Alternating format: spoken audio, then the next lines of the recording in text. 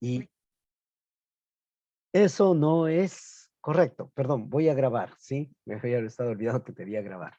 Eso no es lo correcto, ¿sí? Lo correcto es saber de que la Biblia me va a decir cómo debo yo vivir.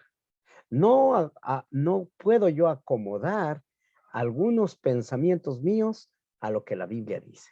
¿Está bien? Esa es una primera afirmación. Entonces, yo no voy a manipular ningún pensamiento, yo no voy a manipular ninguna, ninguna manera mía para de esa manera hacerle decir a la Biblia lo que yo quiero que diga. ¿Está bien? Ese es un primer principio. La Biblia siempre marcará la ruta por donde yo debo ir. La predicación expositiva, de alguna manera, ayuda a ello. ¿Por qué? Porque no estoy yo, de alguna manera manipulando el pensamiento. No, no. La predicación expositiva me invita a que yo lea la Biblia y que de la misma Biblia surja los puntos que yo voy a tratar, las enseñanzas que yo voy a sacar. No es al revés, no puedo yo ir con una mente y decir, bueno, voy a buscar un texto que respalde mi forma de pensar, mi manera de ver, mi manera de creer, porque si hacemos eso, estamos de alguna manera forzando a la Biblia que diga algo que no dice. Y ese es un error bastante grande. ¿Está bien? Ese es un error bastante grande.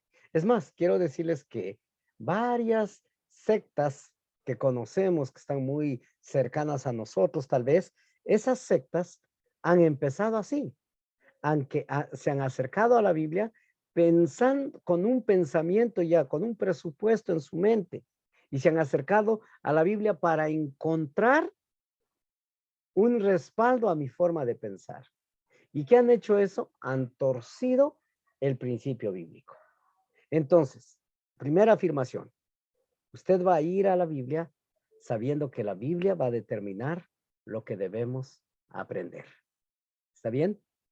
En segundo lugar, debemos entender estos llamados principios básicos de interpretación.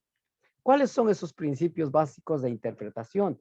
Son tres principios básicos. El primer principio, Dios habló para ser entendido.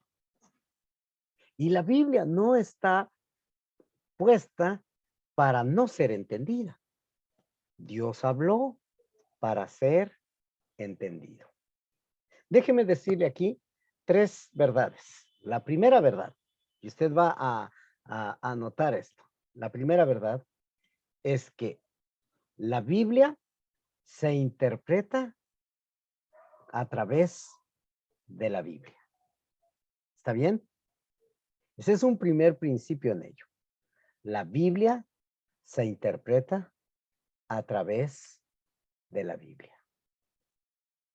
¿Qué significa esto? ¿Por qué decimos esto? Es que la Biblia no se contradice. El escrito bíblico no se contradice. La Biblia se interpreta a la luz de la Biblia. Sino que a veces nosotros somos un poco, somos nosotros un poco, no quiero utilizar una palabra, dejados puede ser, por no decir otra palabra tal vez un poco más, sí, vagos, que no queremos leer y profundizar aún más. Pero si nosotros leemos la Biblia como debemos leer, nos ayuda a interpretar la Biblia con la Biblia, ¿sí? Segundo, segundo principio dentro de ello es que un versículo se lee a la luz de un capítulo a la luz de un libro y un libro a la luz de toda la Biblia. Les repito una vez más. Un versículo se lee a la luz del capítulo. El capítulo se lee a la luz del libro y el libro se lee a la luz de la Biblia, ¿ya? La Biblia tiene un tema general. Yo le pregunto ahora a usted, mi querido hermano, sé que usted no es un estudiante de seminario, algunos no son pastores, algunos son de pronto personas que son, como se dice, dentro del orden, eclesiástico. La mayoría aquí todos son laicos. Laicos que, que viene que es un término latín de Laos o pueblo, ¿sí? Entonces, todos somos pueblo aquí, ¿sí? Entonces, no es que son estudiantes, ministeriales y todo, pero al ser laicos, ¿sí? Que, quiere de lo que estábamos hablando, al ser laicos, de alguna manera no tenemos tanto entendimiento de la palabra. Y por eso quiero hacerles una pregunta muy sencilla. Y voy a ver quién de ustedes me responde. ¿De qué trata la Biblia? Si tuviera usted que decir en una sola frase, ¿de qué trata la Biblia? ¿De qué tratará la Biblia? Si alguien le dijera a usted, hermana o hermano, dígame, ¿de qué trata la Biblia?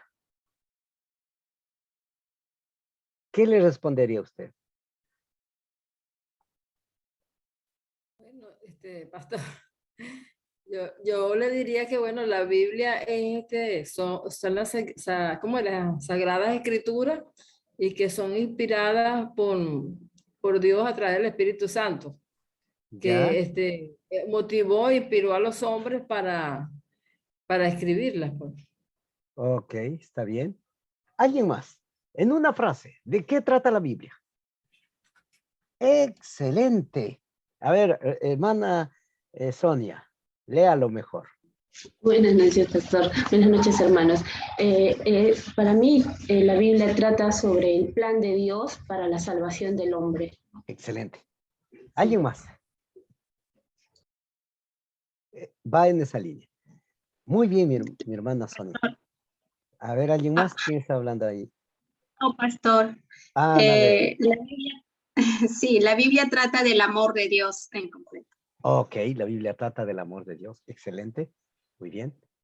Si nosotros tuviéramos que decir, el tema general de la Biblia es, la Biblia trata de la historia de la salvación. De la historia de la salvación. Ustedes se van a dar cuenta que todas las analogías bíblicas, todas las historias bíblicas, todo lo que encontramos apunta a algo. ¿Y a qué es lo que apunta? Apunta al plan de salvación. La puerta no se queda cerrada. Apunta al plan de salvación. Es más, ni siquiera el Apocalipsis termina fatalmente. ¿Cómo termina el Apocalipsis? Cielos nuevos, tierra nueva. El plan de salvación. ¿Sí? Ahora, ese es el tema general de la Biblia, el plan de salvación. Ahora bien, a la luz de ese tema general, debe ser leído e interpretado todas las partes de la Biblia. Por eso es que decimos que un versículo se debe leer a la luz de un capítulo. Un capítulo a la luz de un libro o del libro que corresponde. Y el libro a la luz de toda la Biblia. ¿Sí? Porque no se contradice la Biblia. Entonces, mire, cuando usted dice, pastor, ¿por qué o qué querrá decir este versículo? Es que a veces nosotros tratamos de sacar a un versículo de su contexto y cuando le sacamos al versículo de su contexto, ¿qué es lo que sucede? Sucede que, lamentablemente, no podemos entender. Entonces, cuando usted no entiende un versículo, ¿qué va a tener que hacer usted? Ahora va a tener que leer el capítulo. Y si aún así no entiende el capítulo, vaya y lea el libro. Porque el libro, todos los libros tienen un propósito, ¿sí? Y cuando usted conoce ese propósito de los libros, usted dice, Wow. Y ahora entiendo por qué el propósito de este libro habla de esta forma y dice este texto. ¿Está bien? Así que, en primer lugar, yo les dije que usted necesita entender que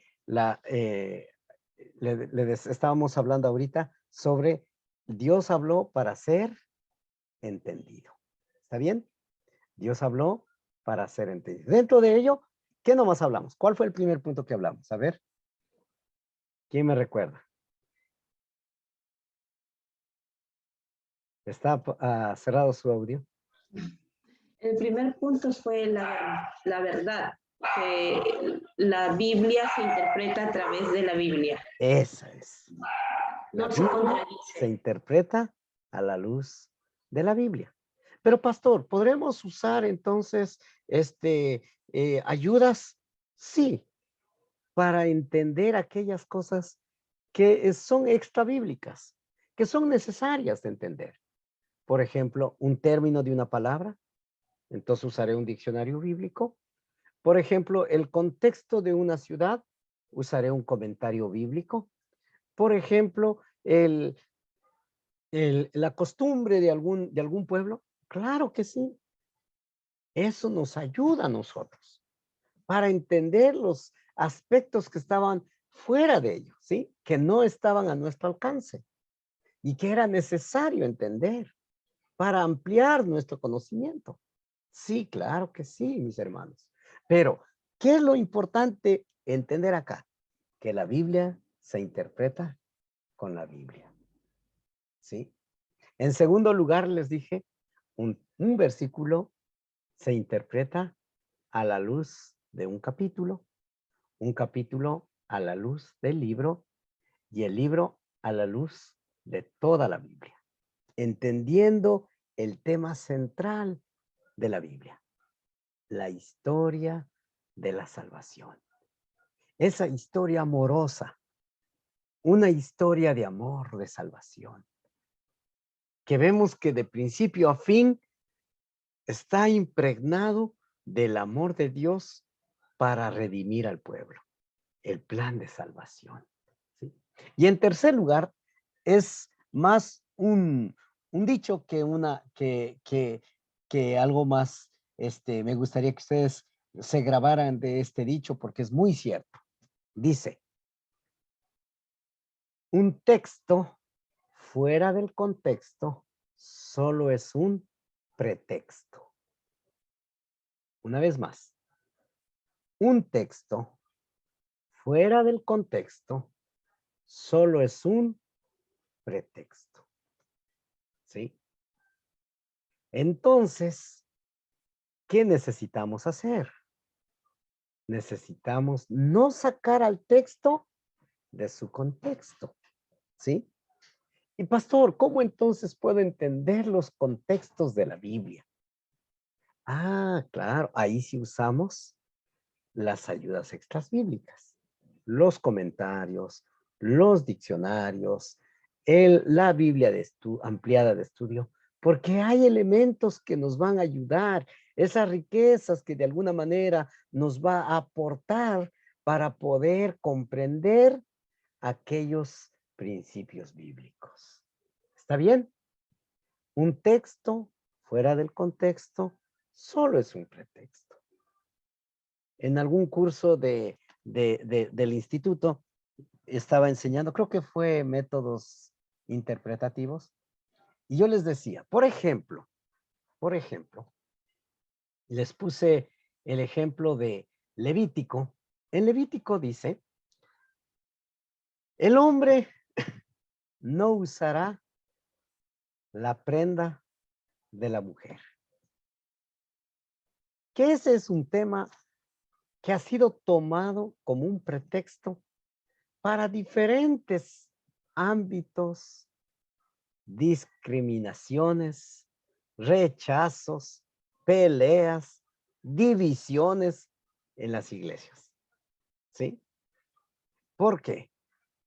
Porque lo tomamos de una manera tan literal al punto que pensamos que esto que dice ahí debe trasladarse a nuestra realidad a un punto tan literal. Entonces, la mujer no puede cortarse el cabello, la mujer no puede usar un pantalón, la mujer, y le dan palo ahí porque dice, ahora, mire esto, mayor, y ahí dice el Levítico, no sé, Charlie creo que estaba en esa clase, y habíamos hablado hasta, se hizo todo un debate ahí, ¿no?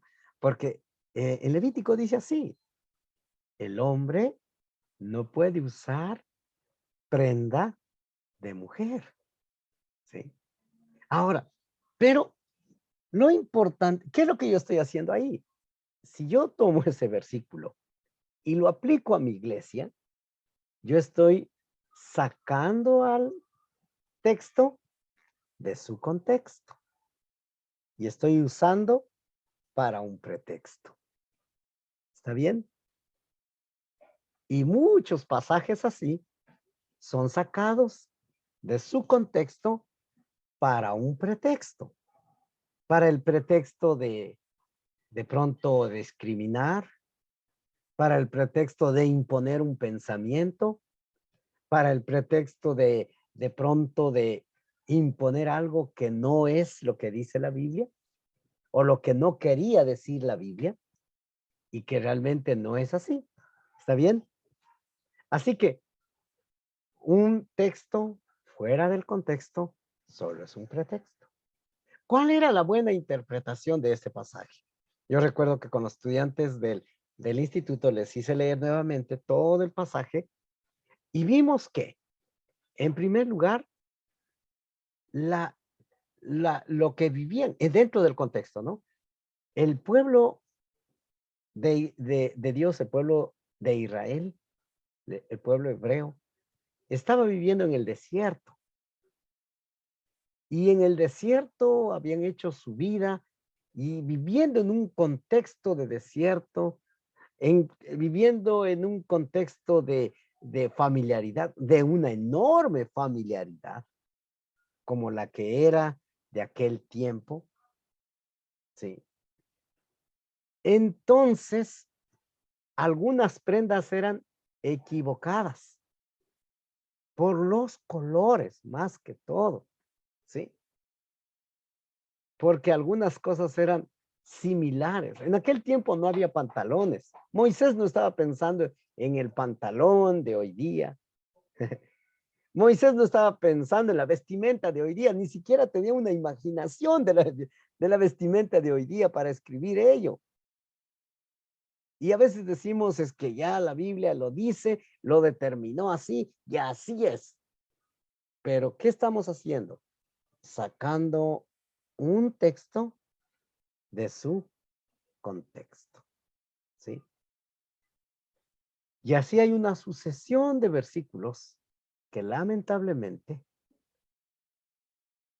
son tomados arbitrariamente de su contexto y a veces son dichos de una manera muy prepotentes, como para manipular. Y a veces la gente dice, bueno, así de ser. Pero usted ahora ya sabe, un texto fuera del contexto solo es un pretexto. 3 principios le he dado ahí, ¿verdad? La Biblia se estudia o la Biblia se interpreta a través de la Biblia. Un versículo, en segundo lugar, un versículo a la luz del capítulo, el capítulo a la luz del libro y el libro a la luz de la Biblia. Y por último, un texto fuera del contexto solo es un pretexto. ¿Está bien? ¿Alguna pregunta tal vez? ¿Alguna aportación? ¿Qué piensan ustedes ahí?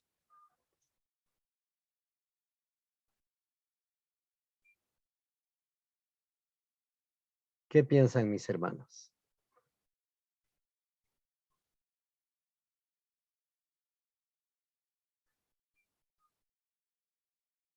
¿Está bien? ¿Entendimos todo? Sí, pastor.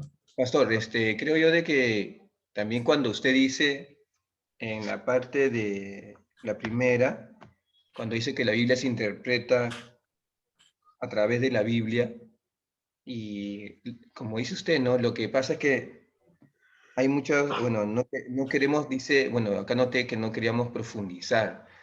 Y eso es cierto, ¿no? A veces pasa de que uno, cuando no desea profundizar en el aspecto de que no quiere indagar más, escudriñar la palabra, como dice Juan 5:39, eso, a veces pasa eso, ¿no? Que de verdad sigue sin entender la Biblia, por más que la ha leído así, ¿no? 2, 3 veces, ¿no? Y también creo de que uno debe valerse también ¿cómo se llama? Libros, ¿no? Bueno, yo tengo ahí comprado libros también, ahora último, acerca de la interpretación de la Biblia, y sí, ayuda bastante, ¿no? Y eso es bueno, ¿no? Es cuando uno tiene, creo, también el deseo de profundizar, como dice usted, uno va aprendiendo, pues, ¿no? De todas maneras.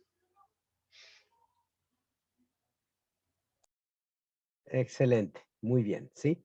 Muy bien, vamos al segundo punto del mismo tema que estamos ahí, ¿sí? Principios básicos de interpretación. Y el segundo punto dice, Dios habló en contextos particulares.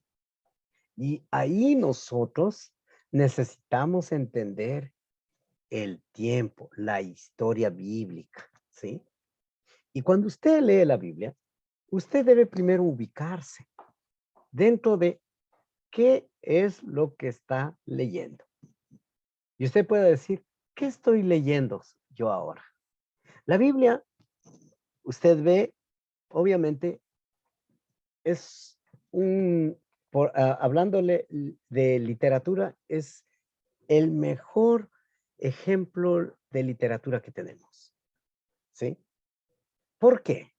Porque ¿qué nomás encontramos en la Biblia? Encontramos historias. ¿Qué más encontramos? ¿Qué más encontramos? Canciones, Canciones. Excelente. poesía, Poesía. ¿Qué más? Astronomía también. Ya. ¿Qué más encontramos en la Biblia?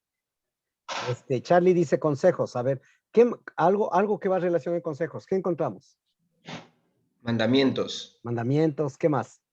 preceptos, Preceptos. Algo más. Profecía, profecía. Profecía, ya, profecía, sí.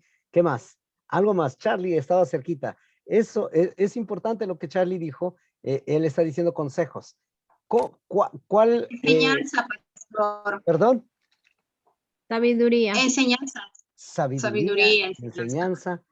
Encontramos Formas de gobierno. formas de gobierno. Encontramos también proverbios. Recuerden que proverbios son dichos sabios. Son proverbios, ¿sí? Los proverbios hebreos son buenos proverbios, ¿sí? A veces nosotros nos aprendemos más rápido el dicho que dijo la vecina antes que el proverbio que dice la Biblia, ¿sí? Y a veces hasta nos valemos del dicho que dijo la vecina. Como dice mi vecina Juanita, y decimos ahí, pero olvidamos lo que dice el proverbio. El proverbio son dichos hebreos que tienen sabiduría, que son inspirados por Dios. Por lo menos nosotros debemos encontrar algunos elementos y ubicarnos en lo que estamos leyendo. Le quiero citar algunos que no han sido citados acá y que usted necesita saber qué es lo que lee. En primer lugar, la Biblia tiene parábolas. Y usted debe saber que cuando lee, estoy leyendo una parábola. ¿Sí? ¿Qué estoy leyendo? Estoy leyendo una parábola. ¿Sí?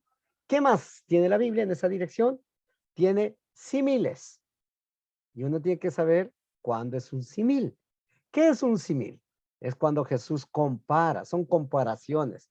Por ejemplo, el reino de Dios es similar a. ¿Qué está haciendo ahí?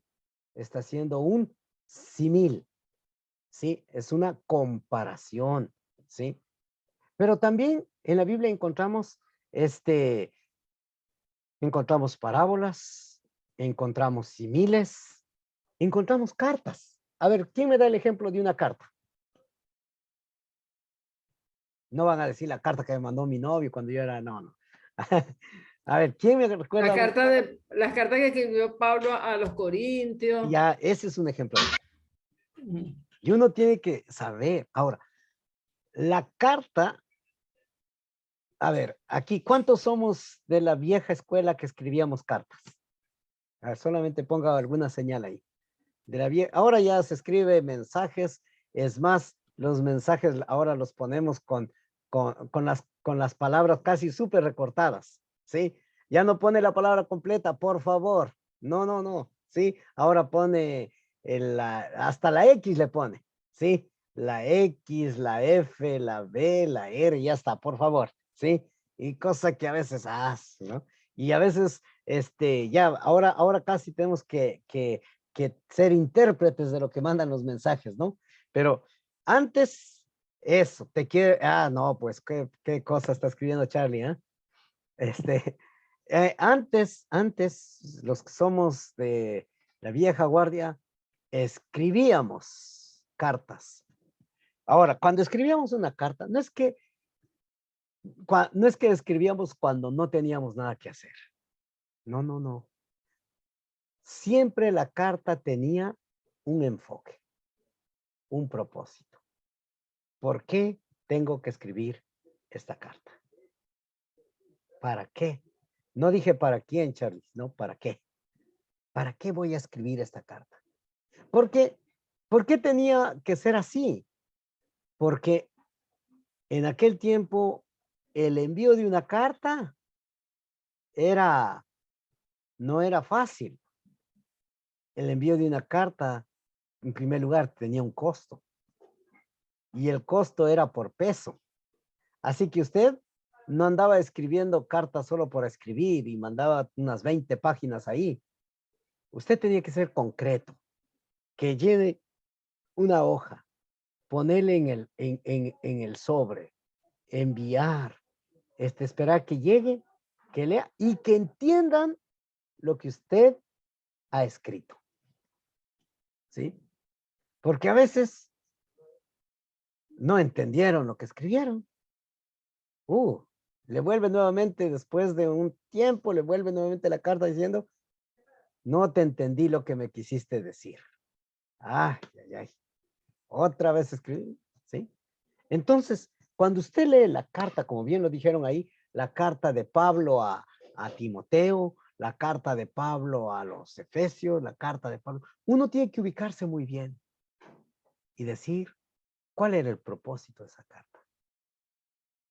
Y cuando lee usted esa carta, asumir como una carta, que tiene un propósito, que tiene una mirada. Entonces usted cuando lee eso, usted se ubica en el contexto histórico, ¿sí?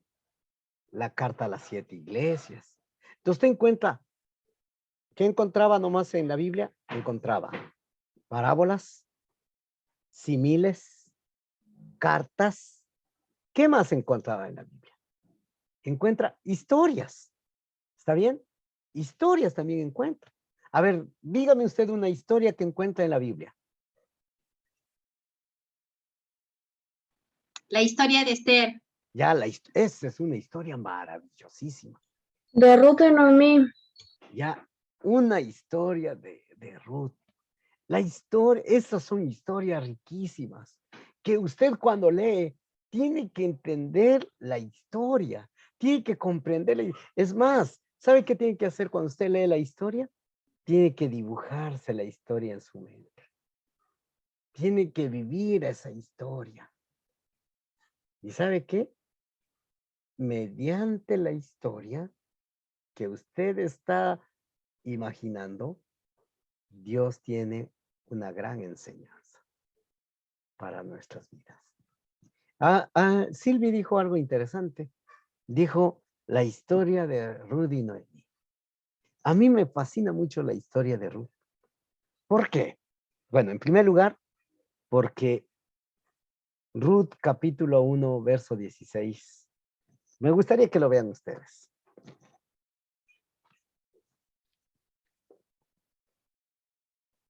Ya algunos no saben dónde quedó Ruth. Y de pronto están preguntando, ¿era antes o después de?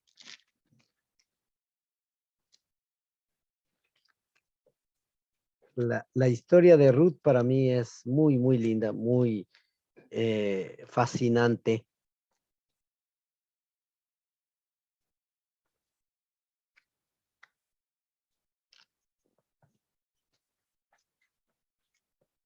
Les decía que es 1:16, pastor. Ruth 1:16. Ok.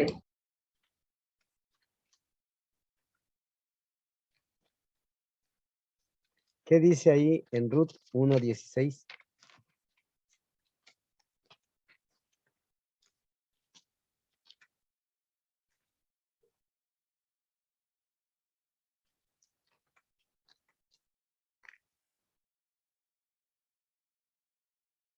¿Quién encontró ahí? A ver, mi hermana Sonia. Ok, pastor. Dice, respondió Ruth, no me ruegues que te deje y me aparte de ti, porque a donde quiera que tú fueres, iré yo, y donde quiera que vivieres, viviré. Tu pueblo será mi pueblo y tu Dios mi Dios. Excelente. Ese fue nuestro texto de nuestro matrimonio.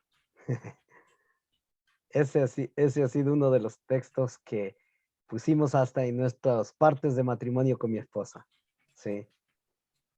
Pero al margen de ello, ¿por qué para mí la historia de Ruth es impresionante?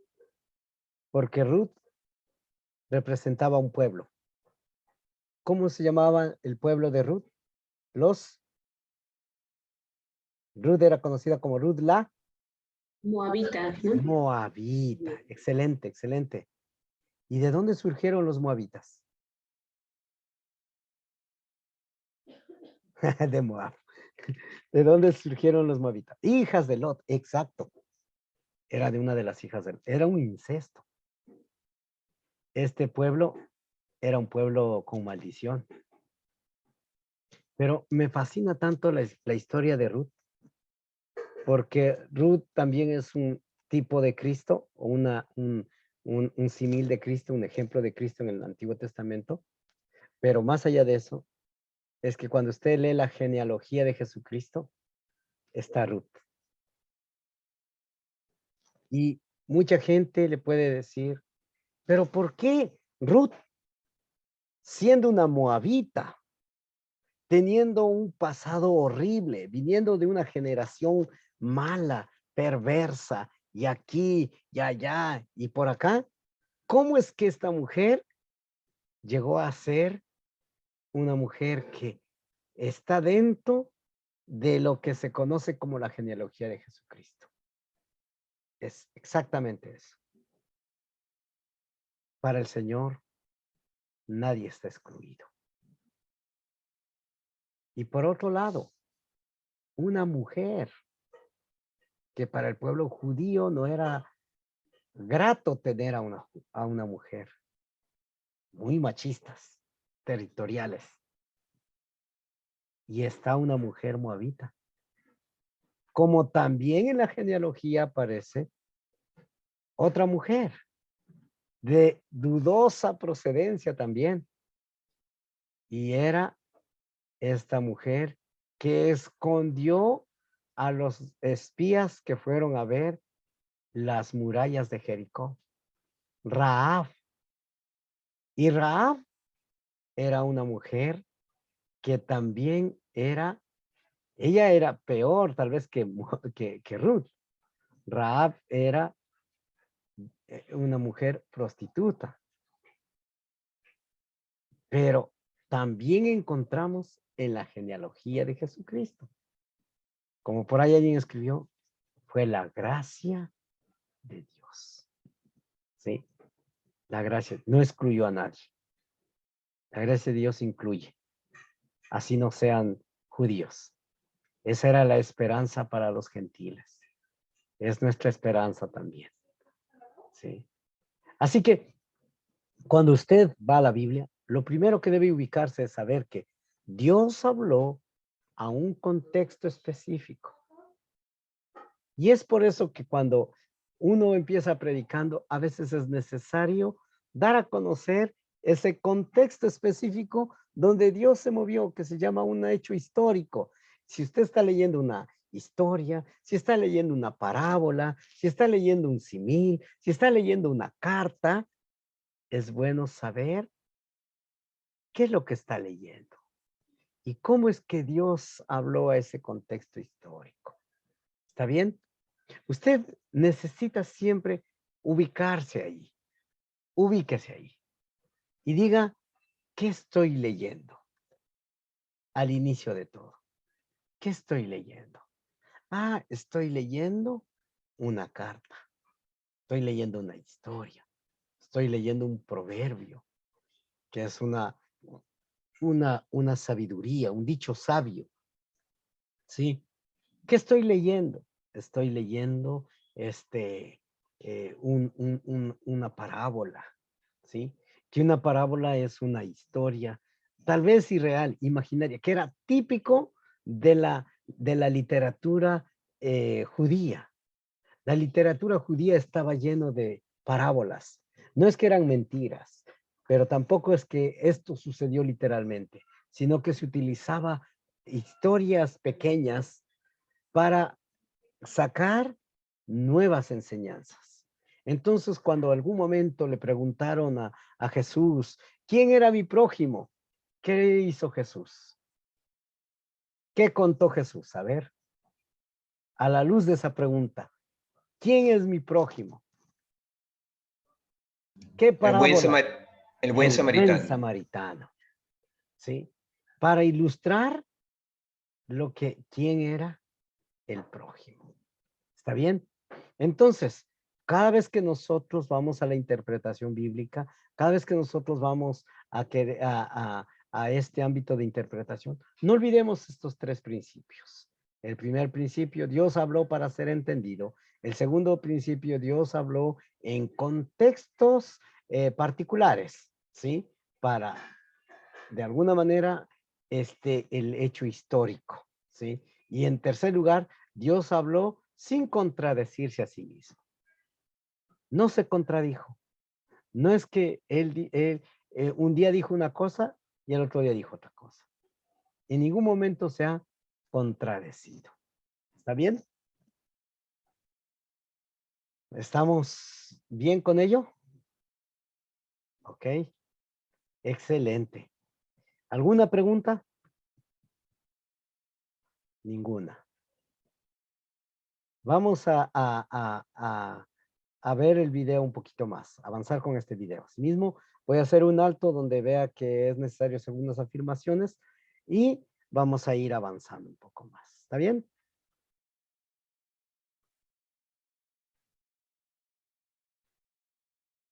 Tres principios y utilizarlos en nuestro estudio bíblico y en nuestra lectura bíblica. En primer lugar, Dios habló para ser entendido. Sin lugar a dudas, este es un principio bastante elemental, pero a la vez considero yo que es también muy importante, porque el Dios en el que creemos es luz, y en Él no hay jamás tinieblas. En otras palabras, Él se deleita en revelarse a sí mismo. Él no se esconde en las sombras. Él es luz y en Él jamás hay tinieblas. Entonces podemos decir que la naturaleza de Dios es revelarse a sí mismo, como la naturaleza de la luz es brillar. La luz brilla, Dios habla. Y Él no solo es comunicativo por naturaleza, sino que se comunica a través del lenguaje. Sé que estamos de acuerdo cuando digo que el propósito del lenguaje humano es la comunicación inteligible. Hablamos cuando tenemos algo que decir y queremos comunicarlo. Por supuesto, yo sé que algunas personas son habladoras compulsivas y que siguen hablando mucho después de que han dicho lo que quieren decir, pero yo creo que es la minoría. La mayoría de nosotros hablamos cuando tenemos algo que decir y algo que comunicar. Por eso dice la Biblia, tu palabra es una lámpara a mis pies, es una luz en mi sendero. Esta convicción fundamental de que Dios habló para ser entendido. Y esto es algo indispensable. Cuando usted y yo nos acercamos a la Escritura para leerla y estudiarla, la Biblia no está perdida en la niebla, en miasma o en bruma. La Biblia no es un libro de adivinanzas y acertijos. La intención de Dios es iluminarnos y no confundirnos.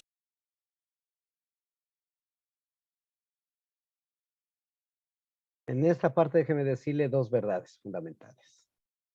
La primera verdad es que la Biblia siempre, siempre alumbrará el camino. La Biblia es como ese espejo en el cual nos reflejamos. El problema es que no queremos, no queremos mirar el reflejo que hay en la Biblia. Déjeme contarle una historia. Dice que había una vez, creo que en algún momento les conté en algún lado tal vez. Dice que había una vez un par de viejitos, por ahí ya de unos 70, 80 años. Ellos nunca miraron un espejo. Imagínense, nunca miraron un espejo. Tantos años, jamás miraron un espejo. Un día el esposo trabajando en el campo encontró un pedazo de espejo. Y cuando se reflejó, él pensó inmediatamente. Recuerden que nunca habían visto un espejo. Recién estaban mirando un espejo. Y cuando él miró, él dijo, la foto de mi padre ha dejado acá. Él pensó que era su padre. Entonces él cogió, guardó muy celosamente, le puso en un pañuelo, lo envolvió y dijo, esta es la foto de mi padre. Y se le ha caído por acá. Lo voy a guardar celosamente. Y lo guardó sin que nadie lo vea. Fue y lo escondió por ahí. Pero la mujer, la esposa, le estaba mirando y dijo, este está sospechoso. Algo me está ocultando. Como saben hacer las esposas, ¿no? y dice, algo me está ocultando. Y fue y cuando él salió, él fue a buscar allá y cuando ella buscó ahí, encontró el espejo. Nunca había visto ella un espejo. Ahora imagínense cuando ella mira al espejo. ¿Qué creen que ella dijo? ¿Qué creen que ella dijo? Dijo, ya sé por qué este sinvergüenza está así. Ya sé por qué está ocultándome ahí. Porque con esta fea y bruja me está traicionando. Sí, con ella me está traicionando. Ah, una mujer hermosa. Sí, muchas veces la Biblia refleja nuestra vida, pero no queremos reflejarnos a nosotros, sino más bien reflejamos a los demás. Y muchas veces decimos, es que este texto bíblico está bueno para mi esposo. Este texto bíblico está bueno para la vecina. Le voy a regalar, ojalá encuentre un cuadrito y le voy a poner para que ella entienda. Este texto bíblico está bueno para el pastor. Le voy a ir a dejar. Lo voy a dedicar. Porque en vez de reflejarnos a nosotros mismos, estamos iluminando a los demás. Pero John Stott dice, la Biblia refleja nuestra propia vida. Y ese es un primer principio. La Biblia siempre alumbrará nuestro caminar. Usted debe llevar siempre eso en su mente. La Biblia no es para confundir mi vida. La Biblia es para alumbrar mi vida. ¿Sí? La Biblia es para alumbrar. Así que ahí es donde yo tengo cierta, ¿qué se puede decir? Ahí es donde yo tengo cierta situación. No comparto, tal vez sería la buena palabra, que cuando alguien diga, yo le voy a exhortar a esa persona y y le voy a decir lo que la Biblia dice. No, no, la Biblia no es para golpear a alguien. No es para maltratar a alguien. No es para castigar a alguien. Muchas veces pensamos y decimos, con la Biblia le voy a castigar a esa persona. No, no es para castigar. No es para opacar a alguien. La Biblia es para alumbrar. Y aún si usted dice, voy a exhortarle. Eso. Aún cuando alguien diga, voy a exhortarle, no use la Biblia. Porque la Biblia y la palabra exhortación no es castigador, punitivo, golpeador. No, no. La palabra exhortación tiene que ver con animar, sostener, restaurar. ¿Sí? Algunos a veces en algunas situaciones dice, pastor, pero ¿por qué por qué no le exhorta? ¿Por qué no le dice lo que la Biblia dice? No es así. Sí. Porque la Biblia alumbra a las personas. ¿Está bien?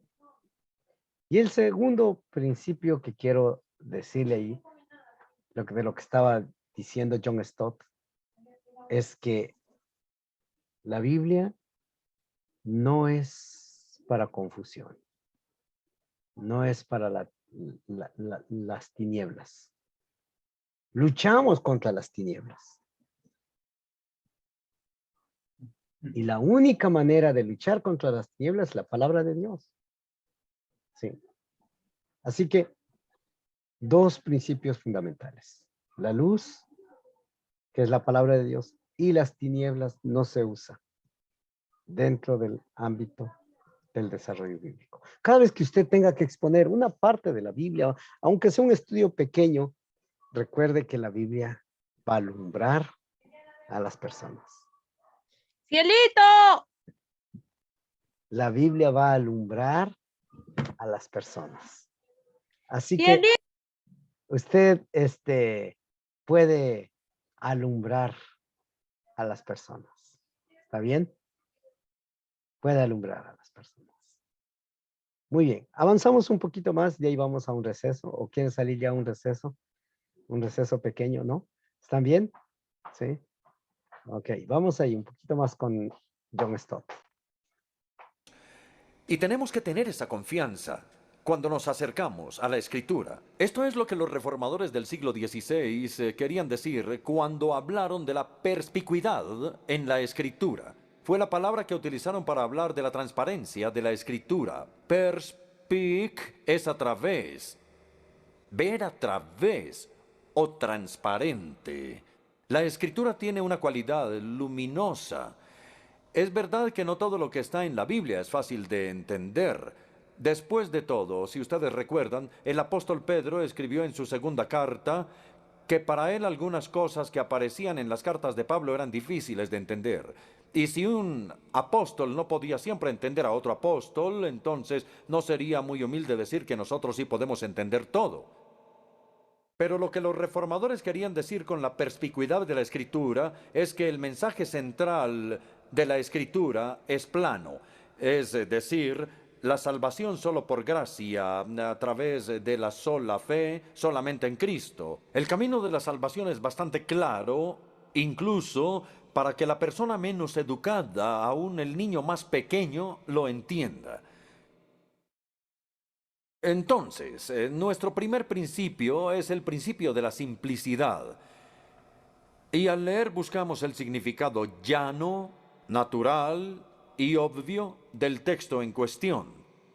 Los reformadores alguna vez llamaron a esto el significado literal, pero a lo que ellos se referían era al sentido literal en oposición al alegórico, no al sentido literal en oposición al sentido figurado.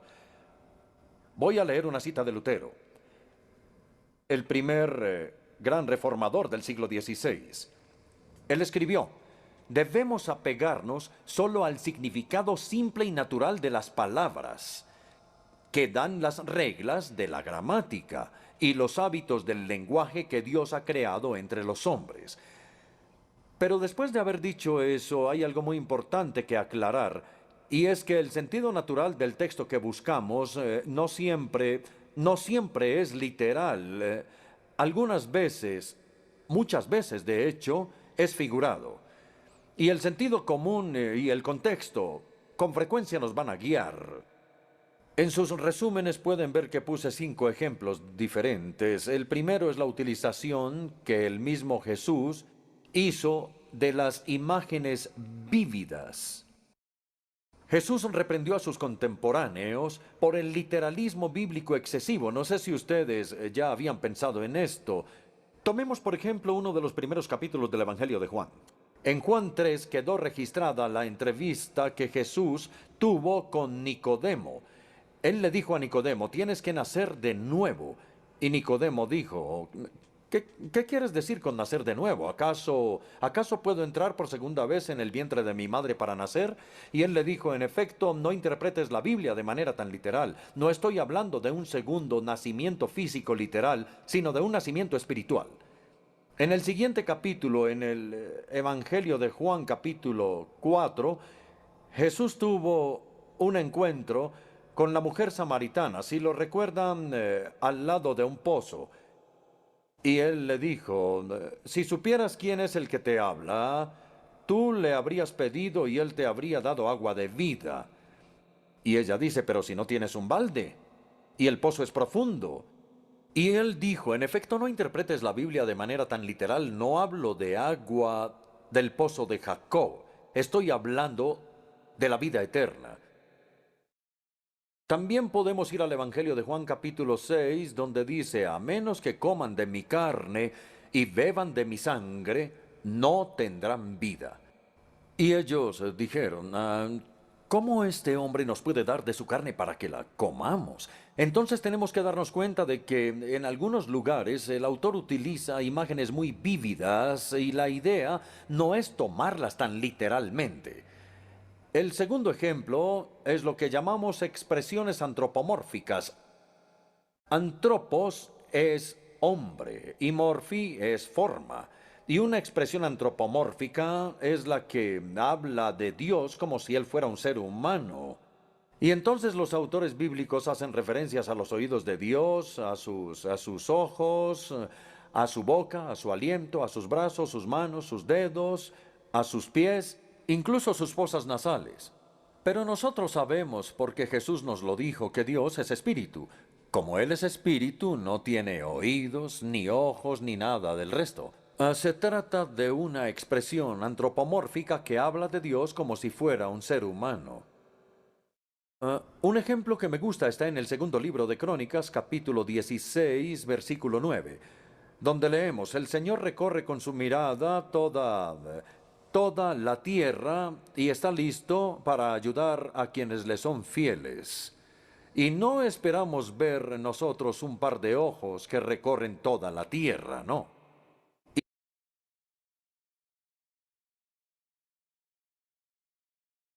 Ok, 2 aspectos importantes ahí.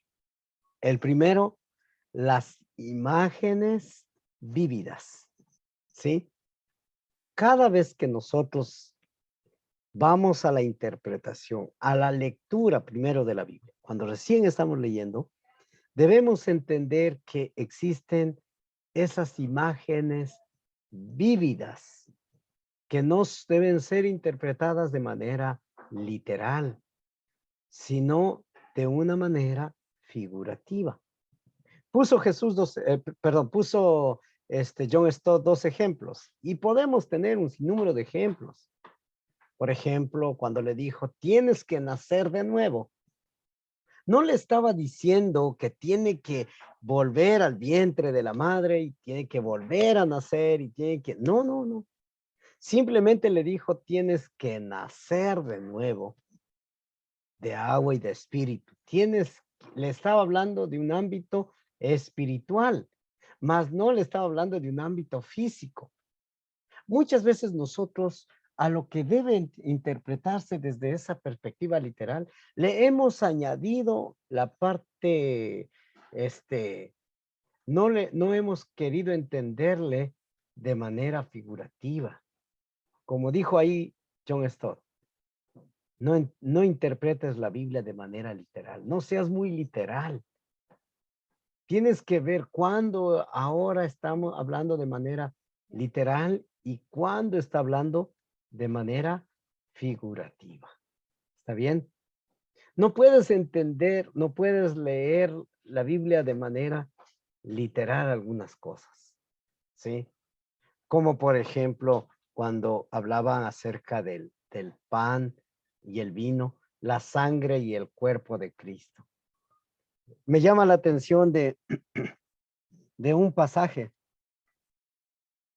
Estoy recordando bien la cita, pero es un hecho histórico.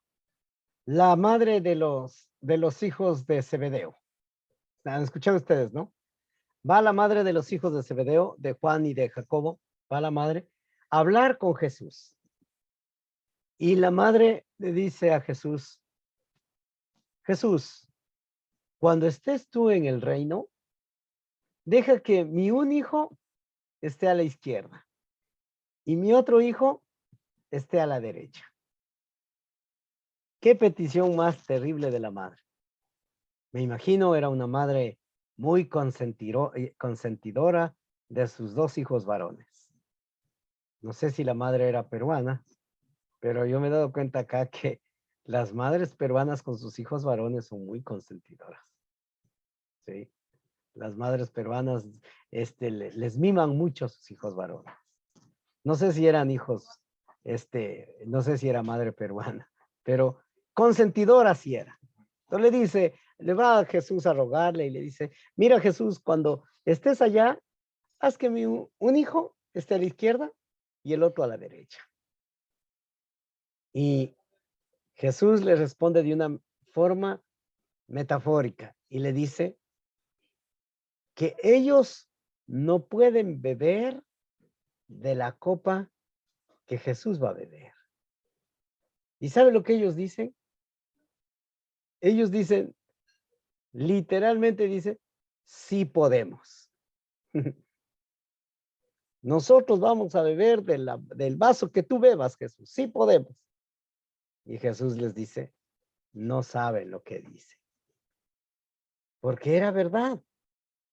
Eso era de una manera figurativa que Jesús le estaba diciendo, refiriéndose al sacrificio que iban a tener, refiriéndose a la muerte que iba a tener Jesús y diciéndole ellos no pueden participar de mi dolor, no pueden participar de mi cruz, no pueden participar de todo ello. Pero ellos no le entienden de esa manera, ellos le entienden de manera tan literal, al punto que dicen, no, nosotros sí podemos beber del vaso de la copa de Jesús, no solamente una vez, lo podemos beber todas las veces que quisiéramos. Y a veces nos pasa lo mismo a nosotros. En nuestra interpretación bíblica, en nuestra lectura bíblica, a veces nosotros lo que hacemos es leer de manera literal. No sea muy literal en su interpretación bíblica. ¿Está bien? La otra parte estaba hablando acerca de los antropomorfismos. ¿Y qué eran antropomorfismos? Era cuando humanizamos la imagen de Dios, los ojos de Dios, el oído de Dios, la mano de Dios. Ahora imagínense ustedes cuando alguien dice los ojos de Dios, que rodean el mundo entero, que visita el mundo entero. Algunos ya están pensando tal vez en dos ojos grandes, grandes, que mira el mundo entero. Y eso debe entenderse de que no es así. Solamente son figuras humanas para darnos a entender de ese cuidado de Dios o del sostener de Dios o de esa parte que nosotros a veces queremos entender de Dios, ¿sí? Porque Jesús lo dijo, ¿qué es Dios? Dios es espíritu. Y Él busca que le adoren en espíritu y verdad. Entonces no es no es algo literal en el sentido de las manos, de los pies de Dios, ¿sí? Es un antropomorfismo. Entonces, cuando usted lee algo así, usted ya sabe, este es un antropomorfismo que nos quiere dar a entender alguna parte de Dios, ¿sí? Por ejemplo, sus manos siempre nos van a entender, nos va a dar a entender el cuidado de Dios, que nos sostiene, que nos cuida, el cuidado de Dios. Y por eso nosotros decimos, estamos en las manos de Dios, ¿sí?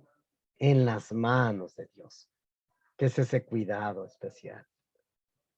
Pero no es algo literal, solamente es una figura en ese sentido. ¿Está bien? Ok. Tomamos unos 5 minutos para que pueda levantarse, estirarse, tomar un cafecito. Y si tiene un cafecito, invitarme. Un cafecito. 5 minutos. No lo entendí. Pastor, una preguntita. Claro. Sí. ¿Tienen alguna pregunta? Esa figura de imágenes, antropomorfismo que usted nos indica, también está reflejada en el texto de Génesis 1:26, donde dice, entonces dijo Dios, hagamos al hombre a nuestra imagen, conforme a nuestra semejanza, y señoree en los peces del mar, en las aves de los cielos, en las bestias, en toda la tierra.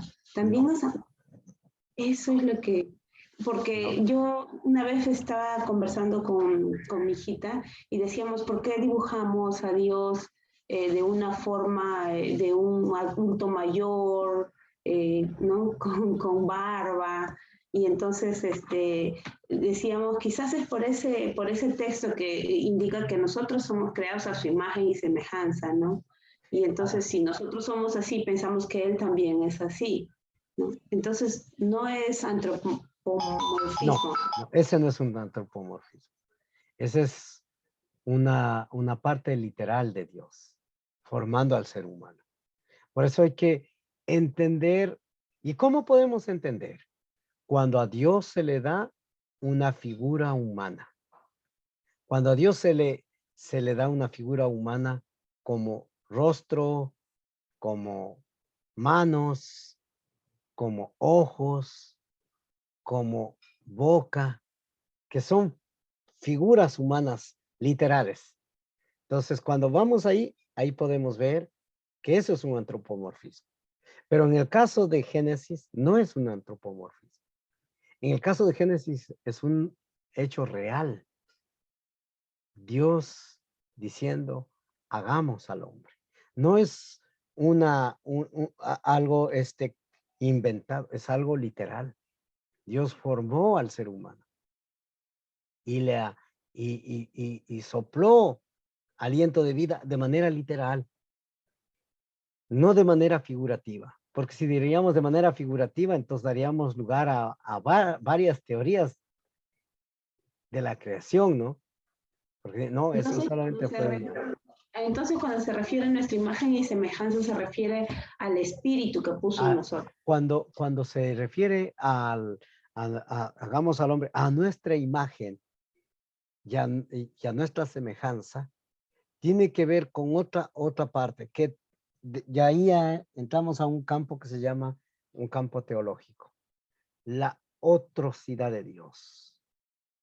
¿Y qué es la otrocidad de Dios?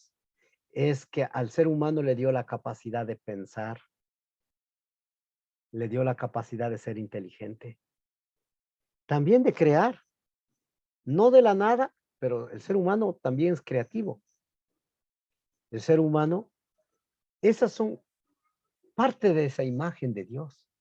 También hay una imagen natural en el ser humano de Dios, como por ejemplo, el ser humano sabe muy bien que no debe mentir, que no debe robar. Eso es algo que está intrínseco en él y que no necesita conocer de Dios, saber de Dios, para entonces decir, ah, es que antes no sabía que no tenía que mentir. No, no, eso está en el ser humano. Y porque está en el ser humano, esto, él sabe de manera natural. Es a esa parte se llama también imagen de Dios. La imagen de Dios no era un aspecto físico, sino la imagen de Dios tenía que ver con esa atrocidad, otridad de Dios, esa parte de Dios, esa otridad que tiene que ver. Ahora, que antes de la caída, esa otridad era superior, sí, que con el pecado esa otridad se desvirtuó. No es que salió la imagen de Dios en la vida del hombre, no, no. Continúa hasta el día de hoy, pero desvirtuada. Por eso el hombre es egoísta, crea cosas para sí mismo. Por eso es que crea cosas para matar a los demás, armamentos, bombas nucleares, virus que tenemos, COVID creados. El mismo ser humano crea. Dios le ha dado esa capacidad. Y si no hemos desarrollado al máximo esa capacidad, es por nuestro propio pecado. El pecado ha opacado esa parte de la imagen de Dios en el ser humano. El pecado ha opacado. Así que, mis queridos hermanos, vista desde ese punto, la imagen de Dios, ustedes como cristianos y nosotros como cristianos, ¿podemos ser superiores? Sí. En esa imagen de Dios, sí. Como cristianos. Sí. ¿Recuerdan de Daniel? Me gusta mucho cuando se dice de Daniel en repetidas ocasiones, que en Daniel había un espíritu superior que los demás. Y fue bueno, no solamente en las lenguas. Se dice que Daniel aprendió, ¿cuántos idiomas? Aprendió 5 idiomas. Sí, era un políglota. Recuerden ustedes que él hablaba el hebreo como buen judío, pero fue a las tierras caldeas y aprendió el idioma babilónico. Luego aprendió el idioma de los medos persas. Luego aprendió el idioma en sí persa, ¿sí? Porque fueron conquistados por esas tierras. Y Daniel era un político que estaba después del rey. Entonces sabía los idiomas y aún más se dice que sabía el egipcio, ¿sí? Entonces, él tenía un espíritu superior a los demás. El espíritu de Dios había en él. Por eso que cuando le cambiaron el nombre, Daniel era el nombre hebreo. Le cambiaron a un nombre babilónico. ¿Cuál fue el nuevo nombre que le pusieron a él? De Daniel le cambiaron a... ¿Quién recuerda? A ver, escuela dominical es eso. Los que estaban en la escuela dominical. Los que asistieron a la escuela dominical. ¿Con qué nombre le cambiaron a Daniel? Belsasar, creo. Belsasar. Ah, ya. Ahora, Belsasar era un nombre compuesto. ¿Por qué? Porque ellos tenían el nombre de los dioses, ¿sí? Y a Daniel le pusieron un nombre de un dios, ¿sí? El nombre de los uno de los dioses babilónicos era Beel o Baal también. Nombre de los dioses. Y a él le pusieron el nombre de un dios. ¿Por qué? Porque vieron en Daniel una capacidad superior de los demás. Y es un ejemplo enorme para nosotros porque el mismo Espíritu de Dios que habitó en Daniel, habita en ustedes. El mismo Espíritu. ¿Y sabe qué? Me llama la atención es que cuando los sátrapas y todos los que eran contrarios a Daniel, cuando acusaron a sus amigos, a ver los 3 nombres de los amigos, ¿cuáles eran los 3 nombres de los amigos de Daniel?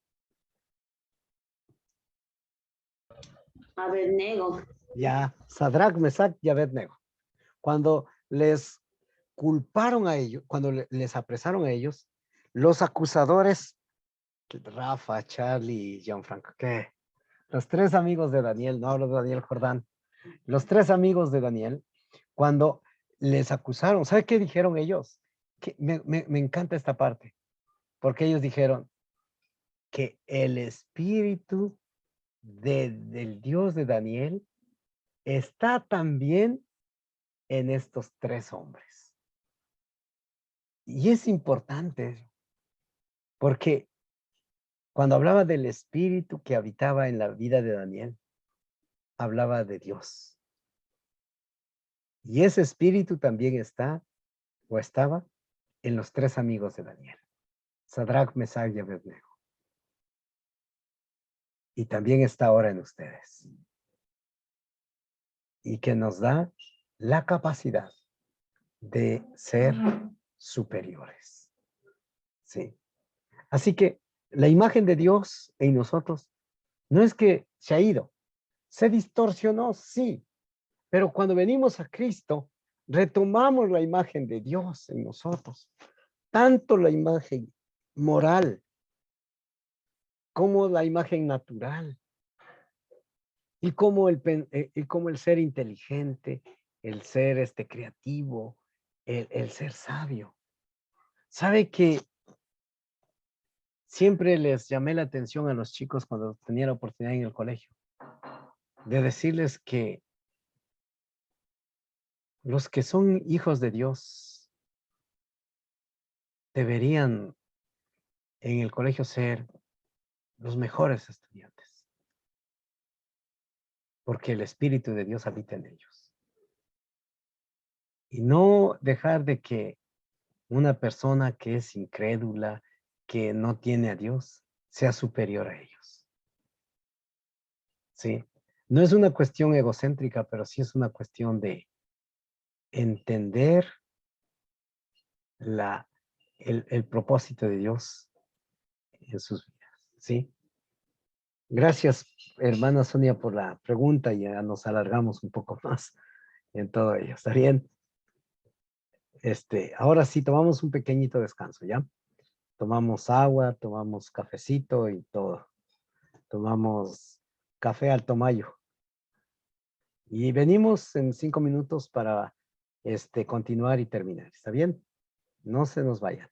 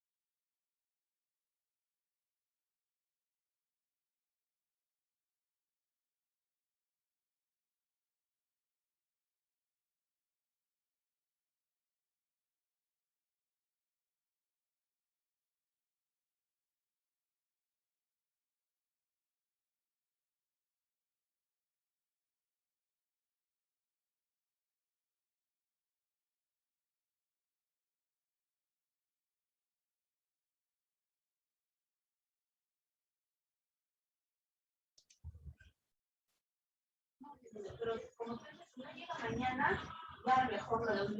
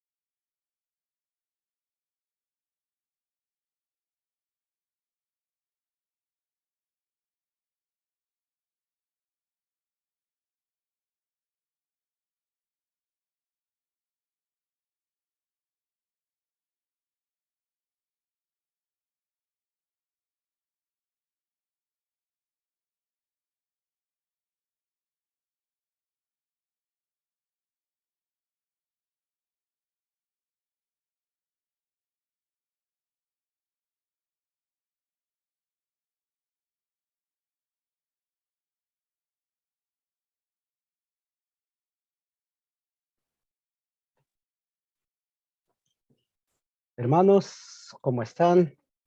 En primer lugar, ¿dónde están? ¿Están ahí? ¿Por qué no prenden sus cámaras todos?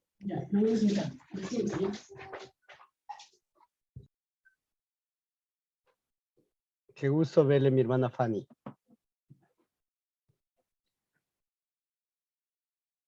Pablito, ¿cómo están? Bien, bien, gracias, profe. Estoy aquí, pastor.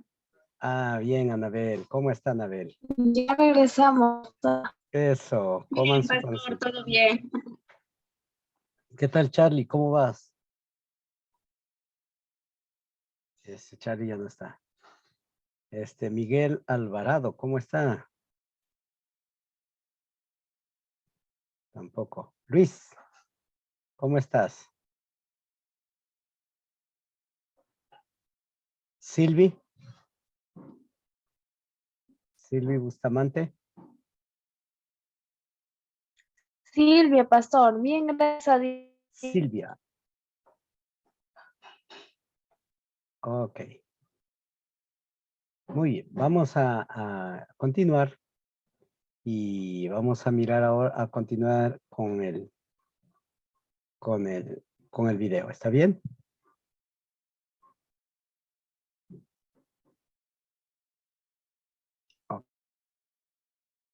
Y sabemos perfectamente que lo que significa es que Dios está alerta, busca personas a quienes Él pueda ayudar de verdad, ayudarlas en todo. Estas son las expresiones antropomórficas. El tercer ejemplo es la poesía. Hay mucha poesía en la Biblia. El mejor ejemplo, creo yo, es el Salmo 19. Los cielos cuentan la gloria de Dios y el firmamento proclama la obra de sus manos. Y un poco después en el Salmo el salmista dice, el sol nace de un extremo de los cielos. Eso no nos obliga a tener una perspectiva precopérnica del universo, sino que en 3 versículos sucesivos del Salmo 19, el sol es comparado con alguien que mora en una carpa, que mora en el tabernáculo, con el novio que sale de la cámara nupcial y con un atleta que está recorriendo el cielo. Y cuando en 3 versículos el sol es comparado con alguien que mora en una carpa, con un novio y con un atleta, uno no sabe que no es prosa, eso es poesía. Nuevamente es un lenguaje figurado y no es una declaración científica. Así que estemos preparados para encontrarnos con pasajes de la Escritura que son poéticos. El siguiente ejemplo, el número 4, es el libro de la Revelación, el Apocalipsis, que es el último libro de la Biblia. Este libro está lleno de imágenes más extrañas y maravillosas aún, con dragones y el cordero y el resto. Y en el capítulo 7, el Apocalipsis 7, versículos 9 y siguientes, leemos aquí sobre la multitud, que es tan grande que nadie puede contar la multitud de los santos redimidos que estaban con túnicas blancas. Y Juan le pregunta al ángel que le está interpretando quiénes son los que están vestidos de blanco. Y el ángel responde, ellos son los que han lavado y blanqueado sus túnicas en la sangre del cordero. Bueno, yo confieso que nunca he intentado lavar mi ropa en la sangre de un cordero. Eso es un concepto bien extraño. E incluso si intentáramos hacerlo, sabríamos que la ropa no quedaría blanca. De modo que es un ejemplo y nosotros sabemos exactamente lo que quería decir, que los redimidos que estaban frente al trono de Dios son aquellos que han venido a la cruz, donde la sangre del Cordero fue derramada y pusieron su confianza en Cristo como su Salvador y como resultado han sido limpiados para poder entrar a su presencia. El quinto ejemplo es un poco más controvertido. Voy a tratar de mostrarlo. Es lo que yo llamo la cuestión de la perspectiva desde la cual los autores bíblicos están mirando. Los autores bíblicos registraron varias cosas desde el punto de vista ordinario del observador. Nosotros hacemos lo mismo. Muchas veces decimos que el sol sale por el oriente y se pone por el occidente, pero sabemos que eso no es cierto. El sol está quieto y es la tierra la que se mueve en realidad. Pero utilizamos este lenguaje porque es lo que el observador ve y piensa. Y la Biblia con frecuencia hace lo mismo. Esto nos da luz, y esto es algo que es más controvertido aún. Nos da luz sobre la utilización de palabras como cada y todo. Déjenme argumentar que esas palabras no deben ser necesariamente entendidas en un sentido absoluto. Cada y todo. Porque algunas veces pueden ser utilizadas de una manera que es relativa para el narrador. Yo en lo personal pienso que esto se aplica al diluvio del Génesis. En Génesis 7, versículo 19 dice, y todos los montes altos que había debajo de los cielos fueron cubiertos. Esto querría decir que hubo un diluvio universal. He leído el libro que se llama El Diluvio Universal, y ese es el argumento, porque como la Biblia lo dice, seguramente fue universal. Desde mi punto de vista, son los científicos los que tienen que decir qué tan universal o qué tanto se extendió ese diluvio. Pero si se nos dejara solo con la Biblia, sería perfectamente posible argumentar, como yo lo hago, que el autor bíblico no quiere que esto se interprete como que fue un fenómeno universal. Y ahora, permítanme darles uno o dos ejemplos más. En Lucas 2, versículo 1, dice, se promulgó un edicto para que todo el mundo fuera empadronado o que participara en el censo. Todo el mundo. Nosotros no creemos que eso sea literal y que absolutamente todas las naciones hubieran sido censadas. O más impactante quizá es Hechos 2, versículo 5, que habla del día del Pentecostés y que dice, todas las naciones bajo el cielo estaban representadas allí.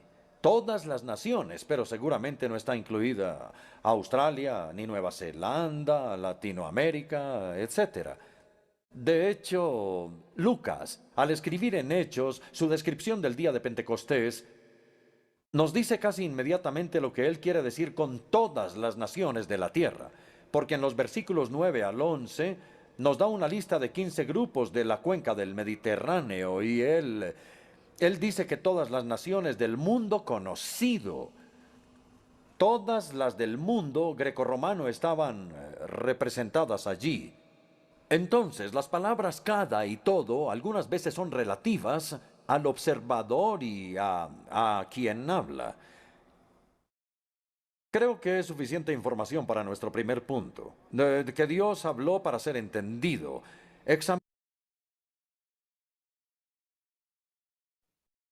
Ok, mis hermanos.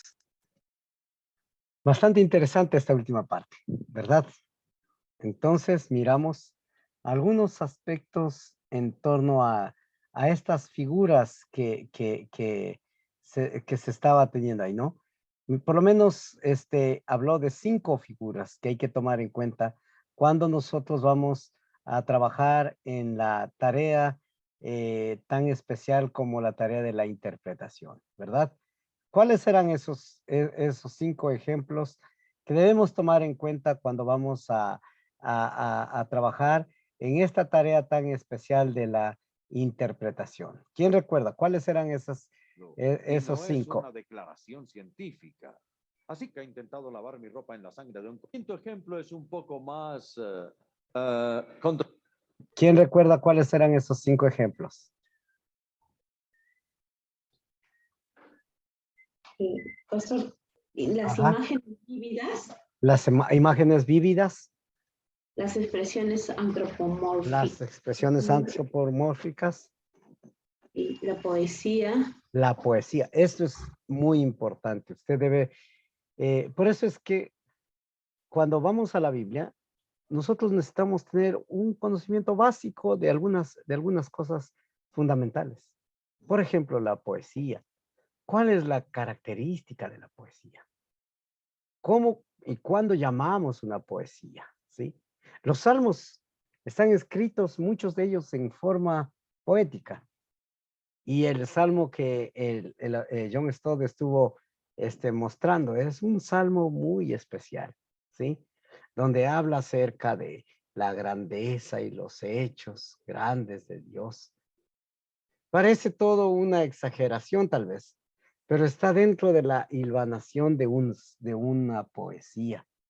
Por eso es que yo les decía, cuando usted va a la Biblia, hágase esta pregunta. ¿Qué estoy leyendo? ¿Qué estoy leyendo? ¿Qué tipo de lectura estoy haciendo? ¿Es una historia? ¿Es una poesía? ¿Es un proverbio? ¿Qué estoy leyendo? ¿Es una alegoría? ¿Es es una parábola? ¿Es una carta? Y se me dice, pastor, ¿y el Apocalipsis? El Apocalipsis también ingresa dentro de lo que se conoce como la literatura apocalíptica. Y la literatura apocalíptica también es un género literario. Dentro del ámbito judío era considerado un género literario. La apocalíptica se daba en momentos tensos, tal vez de guerra, tal vez de conflicto, donde se hablaba a través de qué? Se comunicaba a través de símbolos. Y por eso que el Apocalipsis tiene toda una literatura apocalíptica. Y esa literatura apocalíptica está revelada a través de símbolos, grandes símbolos que tenemos. Como bien dijo John Stott, hay dragones, hay corderos, hay bueno, varias figuras que son propias de la literatura apocalíptica, ¿sí? Entonces tenemos todo ello. Tenemos todo ese ámbito, ¿no? ¿Qué más había? Aparte de la poesía, había literatura apocalíptica. ¿Y lo último cuál era? ¿Cuál fue el último? Mi hermana Sonia. La perspectiva. Las perspectivas. ¿Y las perspectivas tenía que ver con qué? Las perspectivas tenía que ver con esa perspectiva natural o normal de del escritor, ¿no? Del autor bíblico. Por ejemplo, cuando cuando citó algunos, me llama más la atención cuando en Hechos, el autor Lucas empieza a comentar el suceso del día de Pentecostés. Y en el suceso del día de Pentecostés, dice que estaban todas las lenguas de la tierra. Todas las lenguas de la tierra. Pero en versículos más adelante, solo se nombra a 15 lenguas. Y ahí vemos, esa es la perspectiva del autor. El ejemplo que puso John Stott es bastante usual. ¿Qué decimos cuando ya es de día? El sol ya ha salido. Pero la pregunta real será, ¿el sol se mueve? ¿O la tierra se mueve? ¿Qué se mueve? La tierra. El sol está en un lugar quieto. El sol no ha salido. El sol no ha caminado. Es la tierra la que ha girado. Pero esa es nuestra perspectiva, ¿verdad? Esa es nuestra perspectiva. El sol ya salió. Es una perspectiva nuestra, ¿sí? Así también hay cosas que son perspectivas netamente del autor. Por eso es que cuando usted lee la Biblia, qué riqueza más maravillosa que hay. Que usted va descubriendo cosas y dice, ah, mire, como en una palabra que él dijo ahí, y dijo, debemos mirar la lógica de la Biblia, el sentido común, ¿sí?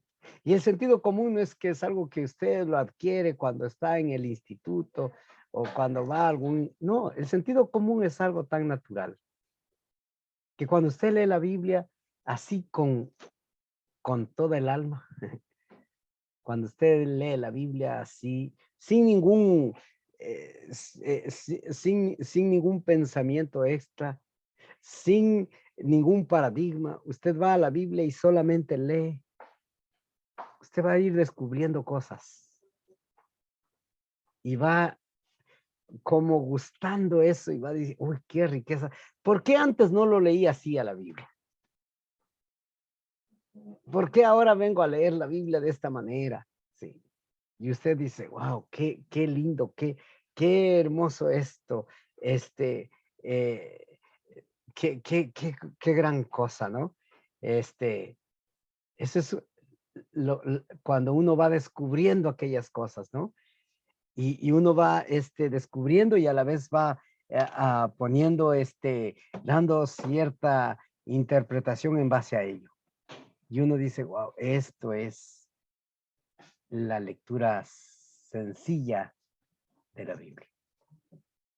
Y esto es lo que tanto me ha fascinado, ¿no? Usted empieza a leer de esa manera, ¿sí? ¿Alguna pregunta extra?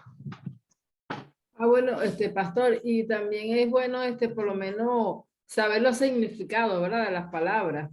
Ya Que es hay bien. palabras que uno a veces no entiende, pues entonces, bueno, uno ir anotando y buscando el significado, ¿verdad? Para ello, ya la próxima semana vamos a ver una práctica ya de algunos elementos de la construcción de la predicación expositiva. Sí. Y para ello, es importante leer en distintas versiones de la Biblia, ¿sí? Porque cuando usted va leyendo la Biblia en distintas versiones, usted va encontrando riquezas maravillosas. Usted va encontrando cosas especiales. Y sabe, ahora con la tecnología es mucho más fácil, mucho más fácil. Si usted tiene su computador, usted puede en su ordenador leer 3 o 4 versiones a la vez. Y leer aquellas palabras que son a veces un poco difíciles de entender, pero que en otras traducciones están más entendibles. Usted dice, wow, esto aprendí, esto entendí, esto conocí. ¿Está bien? Y de esa manera, usted va adquiriendo un mayor conocimiento. ¿Sí? Ok. ¿Alguna otra pregunta? ¿Estamos bien hasta ahora? ¿Está bien? Está claro, pastor. Pastor, una preguntita. Claro que sí. Con respecto a el contexto, bueno, pienso que debe estar dentro de estas figuras que nos ha planteado, porque le preguntaba esto porque yo antes escuché en algún momento el texto bíblico de Apocalipsis, donde el Señor dice, mejor serías frío, ¿cómo era? Que mejor hubiera sido frío o caliente, pero no tibio, ¿no? Algo así. Entonces yo decía, entonces el Señor, mi interpretación era, entonces el Señor quiere que o que creamos o que no creamos, pero que no creamos a medias. Y entonces decía yo, si parto de esa lógica, entonces al Señor en todo caso no le preocupa si no creemos o no nos salvamos. Entonces estaba yo con esa inquietud hasta que escuché a un pastor que nos explicaba que en esa iglesia el agua venía solo caliente, o sea, calentada por el sol, y entonces esa agua no cumplía la función de refrescar como cuando está fría, ni bien caliente como para abrigar cuando llega a estar bien caliente, es decir, el agua llegaba tibia y no tenía ninguna función como que buena, ¿no? Y no es el deseo, la intención del texto hacernos sentir que o creamos o en todo caso no creamos y perdámonos porque eso no le interesa a Dios, ¿no? Entonces, Esa era mi interpretación en ese momento, pero viendo el contexto que para esa iglesia, porque el agua se abastecía por unos canales que el sol le daba y entonces llegaba tibia y no cumplía ni la función de ser caliente como para ayudar a calentar algo o a desinflamar o algo así, y tampoco era fría como para refrescar, era el agua tibia y entonces no es el deseo del Señor que nos perdamos, ¿no? Yo había ido por el otro lado. Entonces, el contexto también está, es muy, muy, muy importante. Sí, claro que sí. Desde luego el contexto. El día de mañana casi digo. El próximo miércoles estaremos hablando un poquito sobre la otra parte. Dios habló de manera especial, en contextos particulares. Y eso sí fue así. Dios habló en los contextos particulares de la gente. Y Dios habla Dios siempre hablará en los contextos particulares. ¿Qué significa eso? Que la forma como habla a Sonia y la manera como habla a Fanny y la manera como habla a Charlie es distinto a la forma como Dios ha hablado a mi vida. Dios habla de maneras particulares, en los contextos particulares, ¿sí? Solamente que en los contextos bíblicos encontramos una unidad en el escrito, ¿sí? No hay una contradicción en ello, pero en cada uno respetando sus contextos particulares. ¿Está bien? Por eso es que leemos la vida de José y no podemos comparar la vida de José con la vida de Daniel o con la vida de los amigos de Daniel. Y no podemos mezclar los contextos, porque Dios habló en contextos particulares. ¿Está bien? Ok, mis hermanos, mis hermanas. El próximo miércoles les espero, 7 de la noche. Ya son más de las 9. Y vamos a ir a descansar. ¿Está bien? Oramos para terminar. Mi hermana Fanny, por favor, ¿puede dirigirnos en oración?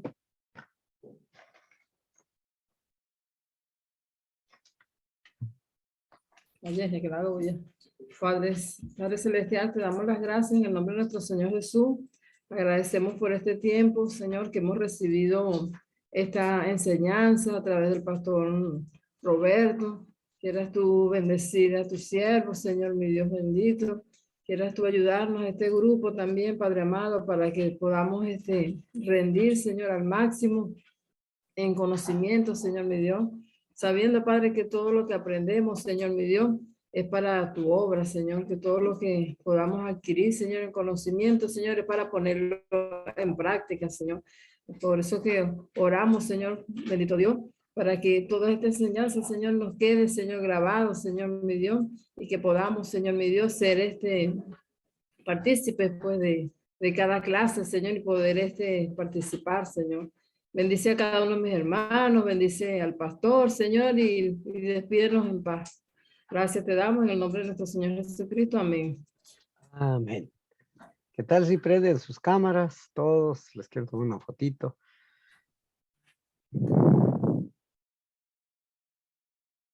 Los que puedan, ahí está Pablito. Muy bien, Luis. No importa si eres feo o eres lindo. Acá todos nos tomamos una foto. Vamos ahí, mi hermana Anabel, Melissa, Charlie, mi hermano Miguel Ay, Alvarado, pastor, justo Silvia. me suelto mi cabello y estoy toda chamosa. No importa ahí. No Silvia está se allá. asusten. Saludos, Excelente, hermana Melissa. excelente. Saludos a Saludos. todos. Prendan sus cámaras en lo posible. Sí, excelente. Excelente. Una más. Ahí están, a Ya. ver. Ok, Saludos, muy bien. hermanitos. Saludos a todos. Dios les Saludos a bendiga. todos. Dios les bendiga. Gracias. Dios les bendiga. El Bendiciones, Amén, el Padre, Buenas próximo noches, pastor. miércoles. Gracias a todos. Dios los Buenas bendiga. noches. El próximo Hasta luego, miércoles. pastor. Nos vemos. Bendiciones a cada Nos uno de ustedes vemos. también. El bendiciones, próximo pastor. miércoles. Bendiciones. Hasta luego. Dios les bendiga. Gracias por todo. A usted, pastor.